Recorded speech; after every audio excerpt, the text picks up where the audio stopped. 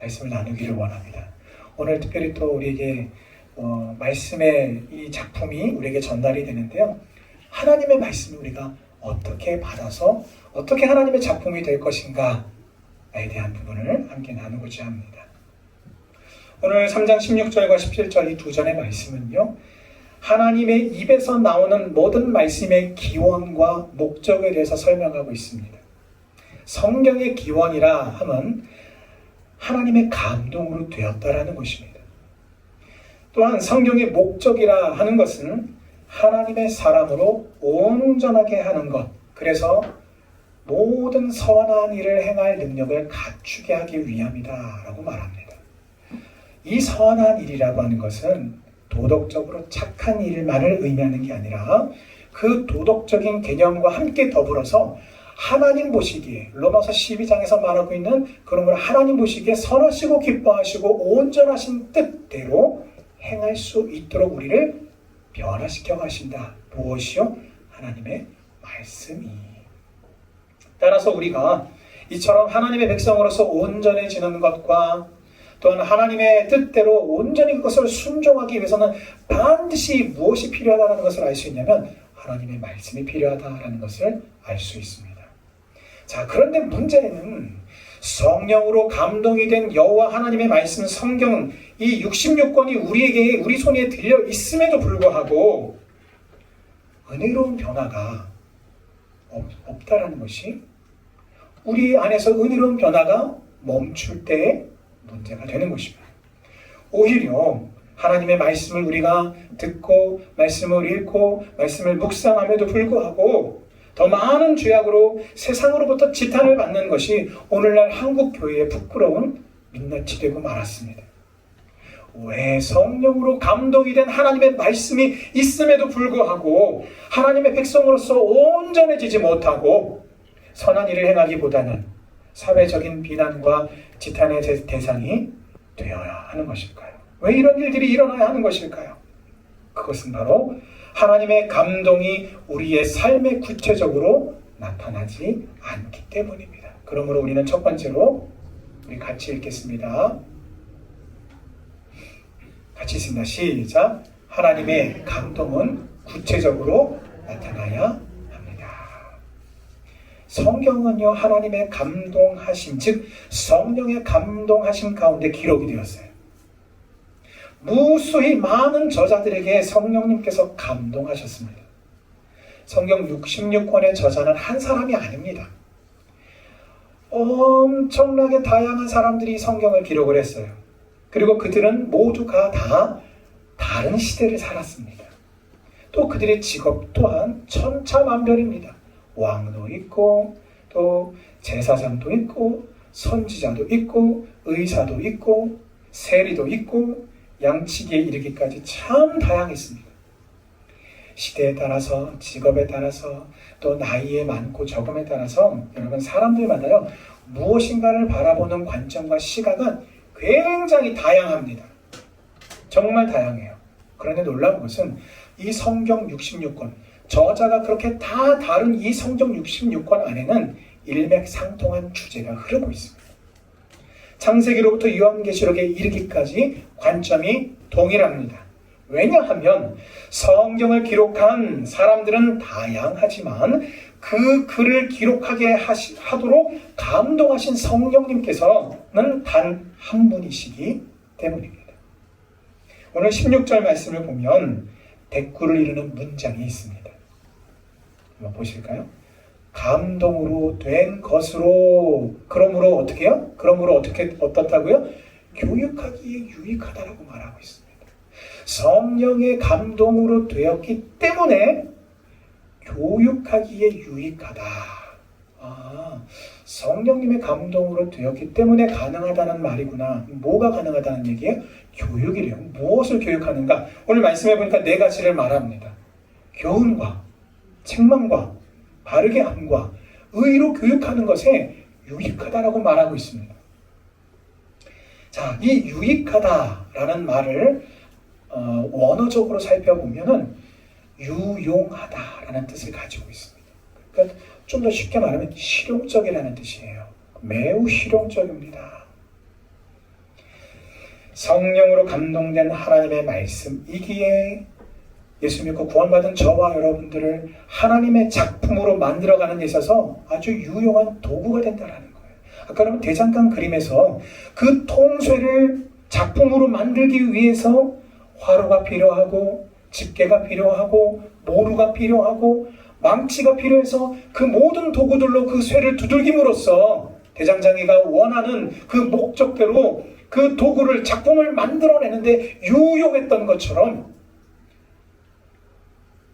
하나님의 말씀을 우리를 향하여 교훈과 책망과 바르게 함과 의로 교육하심으로 우리를 하나님의 작품으로 만들어 가신다라는 것입니다. 자, 그런데 문제가 무엇입니까? 이와 같이 성령으로 감동된 하나님의 말씀을 우리가 받을 때에 문제는 뭐냐면 성령으로 감동되지 않은 채 우리가 이 말씀을 그냥 받는다라는 것이 문제인 것입니다. 하나님의 말씀은요, 우리가 귀로 듣고 머리로 들어와요, 우선. 그래서 이성적으로 우선 말씀을 이해해야 그 말씀이 어디로 내려오냐면 우리의 감성으로, 우리의 가슴으로 내려옵니다. 마음의 감동으로 오게 됩니다. 그리고 그 하나님의 말씀이 우리 마음 가운데 감동으로 임할 때에 비로소 어떻게 됩니까? 우리의 손과 발로 그 감동이 전달이 돼서 우리가 움직이는 것으로 하나님의 뜻대로 우리의 삶이 변화되고 예수 그리스도를 닮아가는 성장과 성숙의 변화들이 우리 안에 일어나고 하나님을 사랑하는 일에 그리고 이웃을 사랑하는 일에 우리의 섬김으로 나타나는 것입니다. 그런데 성령 충만하지 않은 채 하나님의 말씀을 받으면 문제가 생겨요. 하나님의 말씀이 내 가슴을 때리고 내 가슴을 울려서 하나님의 그 뜻을 그 말씀 속에서 발견하고 깨달아야 되는데 그렇지 못하는 거예요. 단지 이성적으로만 하나님의 말씀을 판단하고 받으면 은혜의 자리에서 멀어지게 되는 것입니다. 그렇게 하면은 어떻게 됩니까? 뛰어난 분석력과 냉철한 판단력은 키울 수 있지만 그렇게 하면 그렇게 할수록 믿음으로 받지 않고 인간의 머리로만 하나님의 말씀을 받으면 받을수록 점점 더 믿음의 자리, 은혜의 자리, 순종의 자리, 성령의 인도하심의 자리에서 자꾸 멀어진다는 것입니다. 그러니 하나님을 기쁘시게 할 수 없는 것이죠.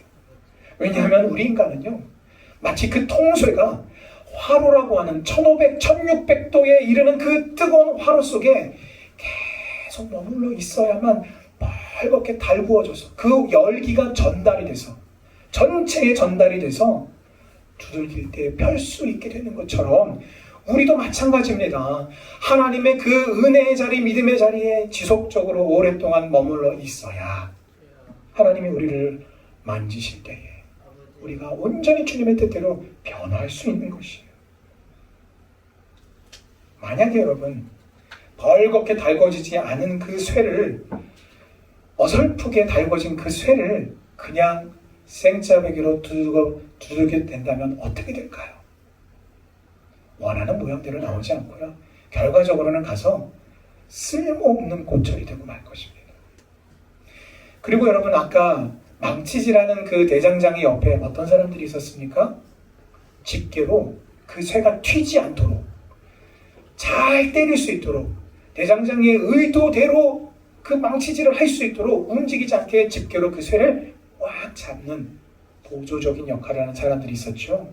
바로 하나님의 말씀이 바로 이와 같이 우리의 믿음을 흔들리지 않도록 하나님의 그 은혜의 망치질이 우리를 향해 내리칠 때에 우리가 그것에 흔들리지 않도록 우리의 믿음이 흔들리지 않도록 꽉 붙잡아주는 것이 바로 여호와 하나님의 말씀의 역할이라는 것이요. 이처럼 우리를 온전히 붙잡아주시는 하나님의 감동으로 된 그 성경 말씀을 하나님의 말씀을 성령의 충만함으로 받으시기를 주님의 이름으로 축원합니다. 그러면 어떻게 됩니까? 우리의 삶을 아름답게 변화시키고 만들어 가시는 그 하나님의 일하심을 우리는 보게 될 것입니다.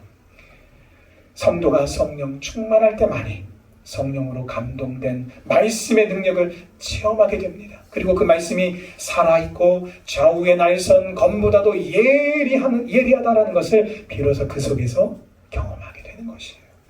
하나님의 감동하심은 눈에 보이지 않지만 그러나 그 결과적으로 주신 것이 바로 하나님의 말씀인 성경입니다.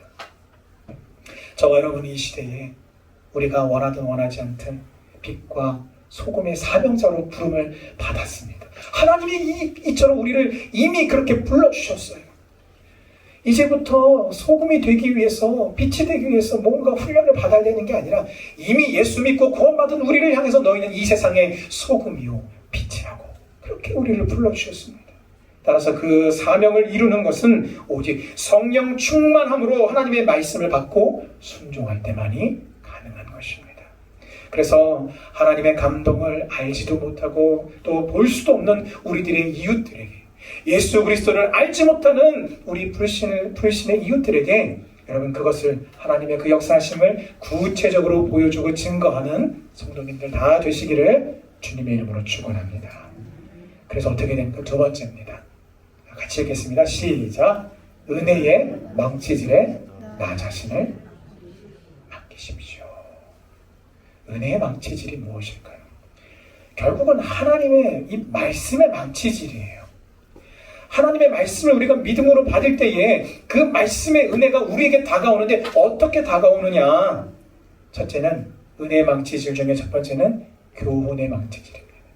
두 번째는 책망의 망치질입니다. 세 번째는 바르게 함의 망치질입니다. 마지막 네 번째는 의로 교육하시는 망치질이에요. 하나님의 감동을 우리가 구체적으로 보여주기 위해서는 이처럼 은혜의 망치질에 나 자신을 맡겨야 돼요. 이건 말도 안 되는 이야기지만 한번 상상해 볼까요? 아까 대장간의 풍경을 머릿속에 가만히 떠올려 보십시오.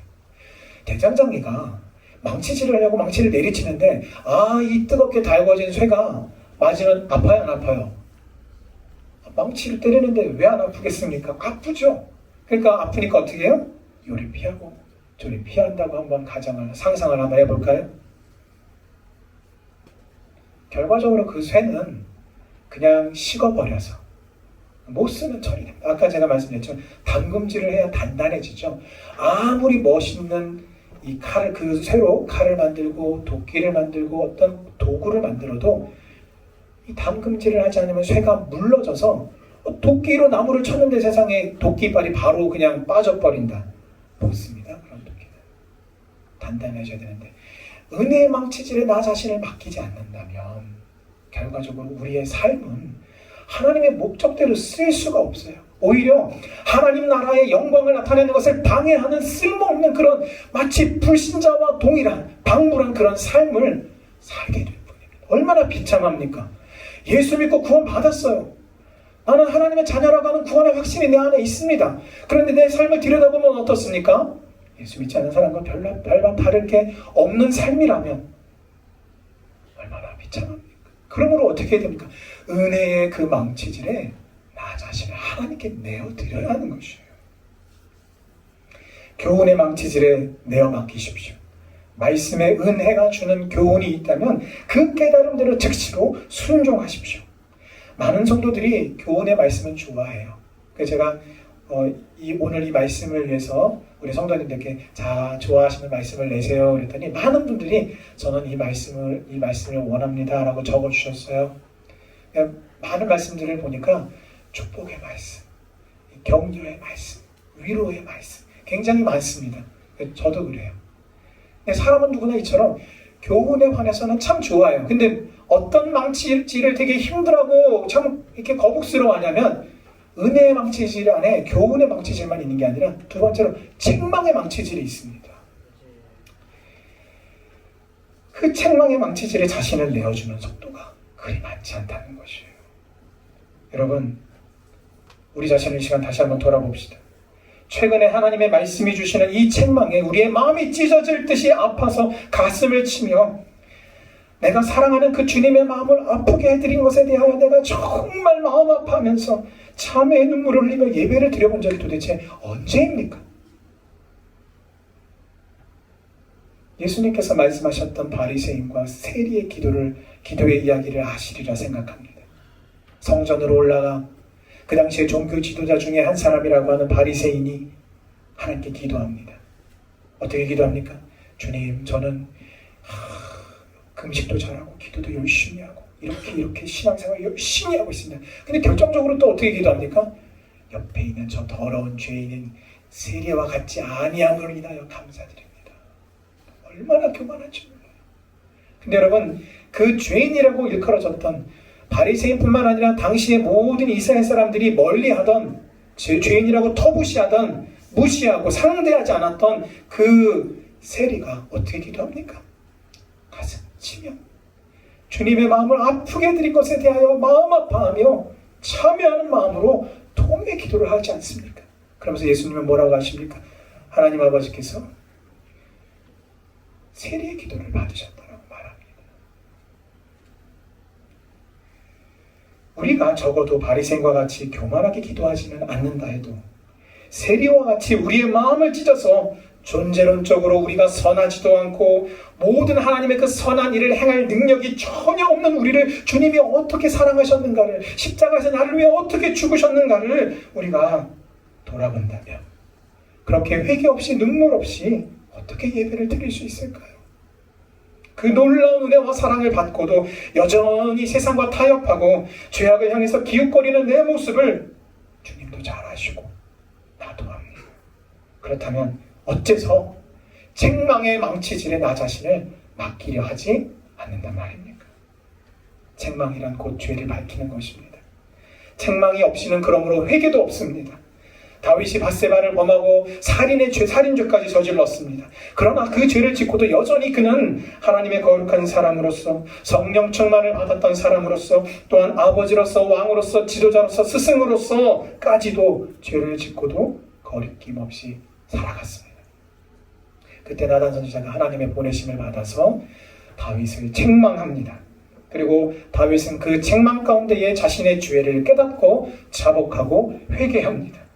하나님을 사랑하지 않는 자의 모습이 바로 자신이 죄인임을 그 말씀의 책망 가운데서 깨닫고 회개하게 된 것입니다. 여러분, 맡기십시오.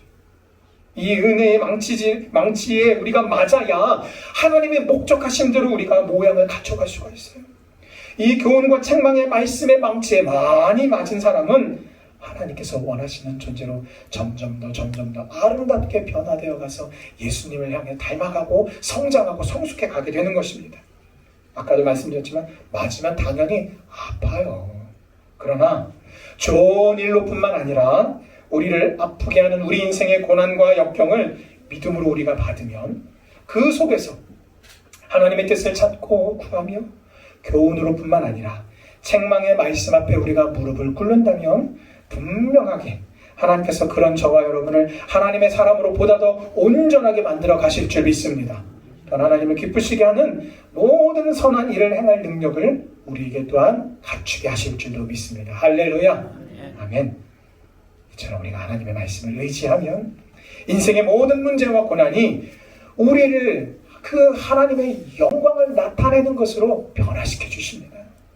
똑같은 내용과 똑같은 정도의 고난을 받더라도 믿음으로 받으면 그것이 도가니가 되고 은혜의 망치질이 되어서 우리를 점점 더 예수 그리스도를 닮아가게 하는 은혜의 통로가 되지만, 믿음으로 받지 않으면 그 모든 고난과 시련은 아까도 제가 말씀드린 것처럼 어설픈 그 쇠를 두들긴다면 둘 중 하나입니다. 대장장의 의도대로 펴지지 않고 어정쩡한 그냥 쇠가 되어서 버림받거나, 아니면 그 쇠가 그냥 깨지고 말 것입니다. 여러분, 그러나 은혜의 망치에 맞으면 그렇지 않습니다. 교훈과 책망에 의해서 바르게 함이란, 교훈과 책망을 통해 우리 인격에, 우리 몸에 깊이 배어있는 습관, 나쁜 습관을 버리고 하나님을 기쁘시게 하는 선한 습관이 우리의 몸과 마음과 영혼을 주장하기까지 훈련을 통해서 깊이 배이는 것을 말합니다. 한두 번 은혜를 받는 것으로는 안 돼요. 화로 속에 통새가 깊이 계속 달궈질 때까지, 그 충분히 맞을 준비가 될 때까지 머물러야 되는 것처럼 하나님의 은혜를 한두 번 받는 것으로는 되지 않고 지속적인 은혜와 지속적인 순종이 필요한 것입니다. 그것이 우리 안에 습관화가 될 때에 우리는 비로소 예수님의 제자가 될 수 있음을 마지막으로 의로 교육한다라고 하는 망치질에 우리가 그것을 말로 표현하는 것입니다. 말씀을 맺겠습니다. 하나님께서는 저와 여러분들을 하나님의 자녀로 부르실 때에 분명한 목적이 있습니다. 그 목적을 이루시는 과정에 성령으로 감동이 된 하나님의 말씀을 우리에게 주신 것입니다. 그러므로 성령의 충만함으로 하나님의 말씀을 받아야만 원저자인 하나님의 의도를 올바르게 이해하고 파악할 수 있는 것입니다. 또한 성령의 충만함으로 하나님의 말씀을 받을 때만이 은혜의 망치에 맞을 수가 있습니다.